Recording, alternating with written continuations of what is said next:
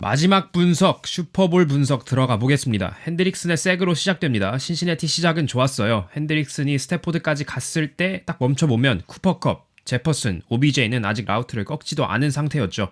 포맨 러시, 오른쪽에서 블랜튼이 허바드 블로킹을 도와주는데 반대쪽 1대1이었던 핸드릭슨 대 위트워스 대결에서는 러닝백 에이커스가 팀 동료를 넘어뜨리면서 핸드릭슨의 색이 나옵니다. 신시내티가 실패했던 네 번째 다운 플레이입니다. 플레이가 시작되자마자 플로이드가 뚫고 들어오죠. 그리고 버로우도 바로 던지는데 어니스트 존스를 못 봤어요.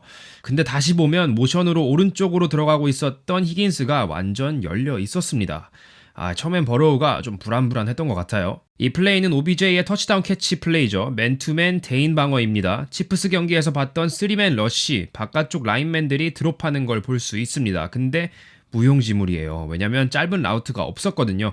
오델보다 바깥쪽에 있던 제퍼슨과 홉킨스가 안쪽으로 들어오는데 그렇게 공간이 생겼고 오델의 터치다운 캐치가 나옵니다.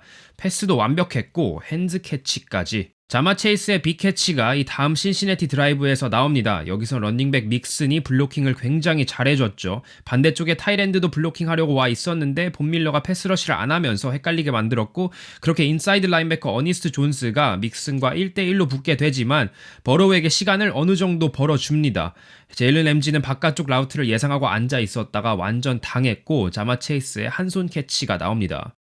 자, 다음은 플레이 액션 플레이, 쿠퍼컵의 터치다운 캐치가 나옵니다. 일단 왼쪽으로 가는데 스태포드가 팔을 뻗어 핸드오프를 페이크할 때 세이프티 베이츠랑 코너 일라이 애플 보세요. 이미 라인 쪽으로 내려오고 있죠. 쿠퍼컵도 원래 이 바깥쪽 에지 블로킹을 많이 하는데 그렇게 안쪽으로 가는 척 들어오다가 바깥쪽으로 빠집니다. 라우트가 정말 깨끗해요. 터치다운. 신시내티가 경기 초반엔 런게임을 계속 가져갑니다. 일단 이 플레이에선 히긴스의 모션으로 같이 움직인 트로이 리더를 레프트 가드 스페인이 블로킹으로 밀어내면서 공간이 많이 생겼고 그렇게 퍼스트다운 런까지 가져옵니다. 여기선 믹슨의 터치다운 런이 아니라 패스가 나오죠. 이 전 플레이에서 봤다시피 런게임이 어느 정도 잘 먹히고 있었기 때문에 이 플레이가 나올 수 있었던 겁니다. 세이프티 스콧을 보시면 공이 믹슨에게 토스 되자마자 내려옵니다. 그 옆으로 히긴스가 유유히 올라갑니다. 이미 이때 늦은 거예요. 공을 던지기 시작했을 때 이미 8명의 선수가 라인 쪽에 있었고 웨들은 너무 멀었고 램지는 체이스를 따라 진작에 화면을 벗어난 상태였습니다. 결국엔 스콧이 이걸 파악할 수 있느냐였는데 못했죠. 경기에 터닝 포인트가 몇 번 있었는데 이 첫 번째 터닝 포인트가 OBJ의 부상, 이 플레이죠. 이미 전방 십자인대 부상이 있었던 똑같은 무릎에 또 전방 십자인대 부상이라고 하네요. 스태포드가 공을 너무 뒤로 던져서 오델이 잡을 때 무게가 너무 왼쪽 다리에 실리는 바람에 부상을 당했는지는 몰라도 이때부터 공격이 갈피를 잡지 못합니다.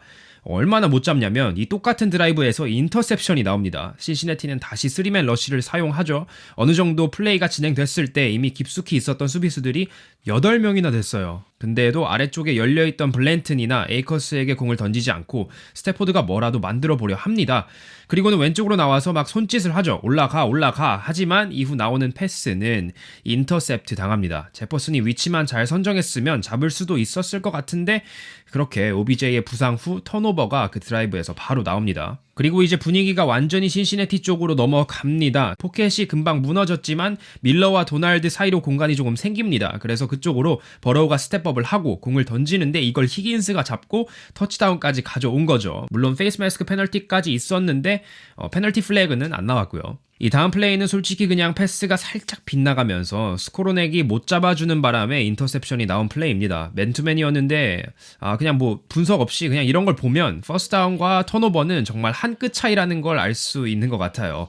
OBJ 부상 때문에 비중이 커진 스코로넥의 실수가 치명적이었습니다. 여기서 경기 두 번째 터닝 포인트가 나옵니다. 첫 터닝 포인트는 램스 흐름을 신시내티 쪽으로 바꿔버린 OBJ 부상이었다면 두 번째 다시 램스가 경기 흐름을 되찾을 수 있었던 플레이는 저 개인적으로 이 플레이라고 생각을 합니다. 어니스 존스를 상당히 다양하게 사용하기 시작하죠. 왼쪽에 도날드는 트리플 팀 돼 있었고 오른쪽으로 들어오는 패스러시를 피해 버로우가 나오긴 하는데 인바운드에서 도날드가 버로우를 세게 밉니다. 그리고 오펜시브 라인맨들이 도날드와 신경전을 벌입니다. 이게 터닝포인트죠. 잠자는 사자의 코털을 건드린 거예요. 조금 지나 도날드가 얼마나 화가 나 있었는지 확인할 수 있는 플레이가 나옵니다. 다시 어니스트 존스를 백필드로 보내는 라인 모리스, 센터를 신경 쓰게 만들면 도날드가 1대1로 아데니지를 괴롭힐 수 있게 해주는 거죠.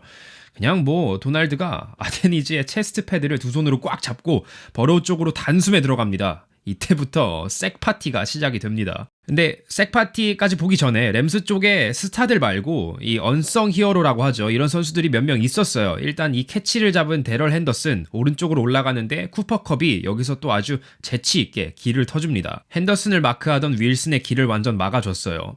다음 언성 히어로는 리시빙 타이랜드 홉킨스죠. 사실 뭐 거의 리시버로 뛰더라고요. 딥패스 인터셉션이 나왔던 플레이와는 다르게 스태포드가 짧은 패스를 던지는 모습, 그리고 홉킨스가 공을 간신히 잡긴 했지만 스코론에게 헛슬 블록을 받으면서 퍼스트다운까지 가져옵니다. 이제 본격적으로 색 파티가 시작됩니다. 화면 오른쪽에 있는 오펜시브 라인맨들은 45번 오코론코를 기다리고 있었는데 안 오죠. 센터는 코플랜드가 데려가고 이번에도 어니스트 존스가 패스러시에 가담합니다. 믹슨이 찹 블록을 해보는데 존스는 거의 바로 일어나서 색을 만들죠. 여기서도 5대5 디펜시브 라인맨 대 오펜시브 라인맨 이 매치업이 보이죠. 그러면 라인맨들이 1대1로 마크를 할 수밖에 없는 상황입니다. 왜냐면 스캣 프로텍션, 런닝백 믹슨이 블로킹은 안 도와주고 라우트를 뛰거든요. 근데 플로이드가 뒤로 빠지면서 믹슨 책다운을 가져갑니다. 밀러와 도날드는 또 같은 쪽에서 들어가는데 이쪽이 완전 무너지면서 버로우가 앞으로 나와보려고 했지만 로빈슨에게 잡힙니다. 또 색이 나옵니다. 이 다음 플레이에서는 그냥 본 밀러의 스피드만 잘 보시면 됩니다. 사실 리시버들이 라우트를 잘 뛰었는데 이 ET 스턴트, 디펜시브 엔드, 디펜시브 태클 스턴트를 사용해서 밀러가 중앙으로 너무 빠르고 쉽게 들어갔고 색도 놓치지 않습니다. 이 올22 카메라 앵글을 보면 여기서 믹슨에게 책다운을 버로우가 안 던지죠. 이럴 거면은 믹슨이 블로킹을 조금 도와주면서 보이드나 체이스에게 공을 줬어도 될 텐데 아쉽네요. 근데 신시내티 디라인도 만만치 않았습니다. 수비는 상당히 잘해줬어요. 센터 앨런과 그 옆에 에드워즈가 힐을 잘 밀고 올라갔는데도 허바드가 헤이븐스타인을 상대로 각도를 상당히 잘 잡고 들어가면서 LA 러닝 게임을 계속 지워버립니다. 하지만 이런 서드앤나인 당연한 패스다운에서는 램스 디라인을 막을 수가 없었습니다. 이번엔 분명 오른쪽에서 피라인이 플로이드 블록을 도와주고 유조마가 도날드 블록을 도와주는데 본 밀러가 1대1이에요. 그렇게 스핀 무브로 아데니지를 뚫고 또 색을 만듭니다. 시간이 조금만 더 있었다면 히긴스 쪽으로 딥패스를 가져갈 수 있었을 텐데 오펜시브 라인이 잘 버텨주지 못하죠. 사실 이때는 양팀 합쳐서 펀트 드라이브가 7번 연속으로 나왔던 상황이었습니다. 그리고 램스는 자기 진영 30야드 라인에서 네 번째 다운 1야드를 가야 하는 고포잇을 시도했습니다. 이게 정말 도박이었죠. 컵에게 스윕 핸드오프를 주는데 일단 벨한테 잡히면 끝이에요. 근데 또 바깥쪽으로 가도 허바드에게 잡히면 끝이기 때문에 홉킨스의 블록을 잘 읽고 컵이 완벽한 타이밍에 합니다. 여기서 막혔으면 필드골을 공짜로 줘버리는 건데 이렇게 한숨을 돌립니다. 여기서부터 쿠퍼컵 쇼가 시작됩니다. 사실 이 드라이브로 컵이 MVP를 받았죠. 근데 이 플레이에선 스태포드의 노룩 패스가 엄청났습니다.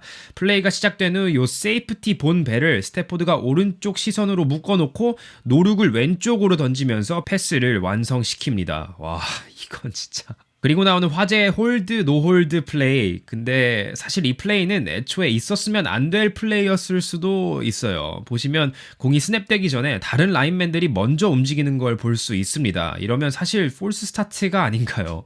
어쨌든 플레이는 진행됐고 스태포드는 리더의 압박을 받으면서 패스를 던져봅니다. 근데 솔직히 슬로우를 걸고 타이트한 카메라 앵글로 봤을 땐 윌슨의 홀딩이 없었다고 생각했는데 뒤에서 보는 심판의 입장에서 생각해봤을 땐 허리를 감싼 윌슨의 팔을 보고 페널티를 불렀을 수도 있겠다라는 생각이 들기는 했습니다. 근데 실질적으로 뭐 없었죠, 홀드는. 이 다음 플레이는 사실 양팀 페널티로 무효화됐던 플레이인데 이 뒤에서 베이츠와 윌슨이 같이 블리츠를 들어가고 왼쪽에 허바드는 컵을 더블팀합니다. 일단은 프로텍션이 정말 좋습니다. 다시 올22 앵글로 돌아가서 보면 컵을 애플이 마크하다가 넘어지는 걸 볼 수 있죠. 컵이 슬로 리시버고 뭐 백인 리시버고 체구가 작아 보여도 188에 94kg입니다. 공까지 받았는데 여기서 헤이븐스타인이 홀딩콜로 무효화됐죠. 이젠 그냥 대놓고 컵 쪽으로 갑니다. 근데 대인 방어, 더블팀도 없고 뭐 캐치는 없었지만 패스 인터페어런스가 나옵니다. 결승 터치다운 플레이입니다. 제가 뭐 램스 팬도 아니고 1년 내내 모든 경기를 본 건 아니지만 쿠퍼컵이 저렇게 완전 바깥쪽에 라인업 하는 건 좀 생소했습니다. 그리고 더 생소했던 건 여기서 페이드 플레이, 페이드 라우트가 나왔다는 사실이죠. 그냥 이땐 전략이고 뭐고 OBJ도 부상으로 못 뛰는 상황에서 컵에게 완전히 의존하는 맥베이의 플레이 콜링과 스태포드의 판단이 보였습니다.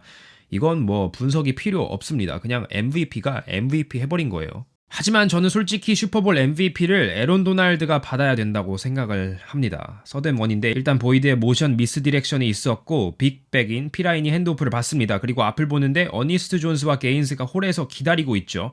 그래서 잠깐 망설이다가 이 옆에 있는 구멍으로 나가보려 하는데 도날드가 아데니지를 그 구멍으로 밀어버리고 그렇게 단 1야드도 허용하지 않습니다.